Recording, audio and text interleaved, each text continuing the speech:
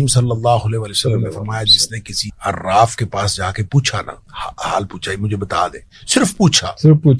فرمایا اس کی 40 دن کی عبادت قبول نہیں۔ اس کا مطلب ہے اس نے جا کے اٹیمپٹ کیا۔ اور جس نے ساتھ کہہ دیا کہ تو ٹھیک کہتا ہے، سألہ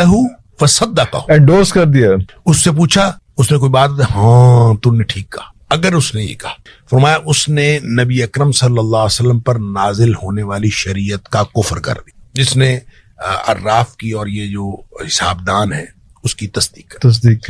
پوچھنے پر، صرف پوچھنے پر 40 دن کی عبادت قبول۔ اس کی وجہ یہ ہے کہ وہ اصل میں کلیم یہ کرتا ہے کہ مجھے مستقبل کا علم ہے، اور مستقبل کا علم اللہ کے علاوہ کسی کو نہیں ہے۔ یعنی کل کیا ہوگا یہ اللہ کے علاوہ، ماذا تکسب غدن، یہ اللہ تعالیٰ نے سورہ لقمان کے اندر فرمایا کہ کوئی شخص نہیں جانتا کل کیا ہوگا سوائے اللہ کو معلوم ہے کل کیا ہوگا، لیکن کوئی شخص کل کیا ہوگا، کیسے، آپ کل کہاں ہوں گے، میں کہاں ہوں گا، کیا حالت ہوں گی، نہیں جانتے، کوئی بھی نہیں جانتا۔ لیکن جو بندہ کلیم کرے گا کہ میں کل کو جانتا ہوں، وہ کسی بھی بیس پر کلیم کرے، چاہے ایسٹرولوجی، چاہے نیومرولوجی، واٹ ایور، وہ غلط ہے اور وہ حرام ہے۔ اور اسی لیے حرام ہے کہ وہ گویا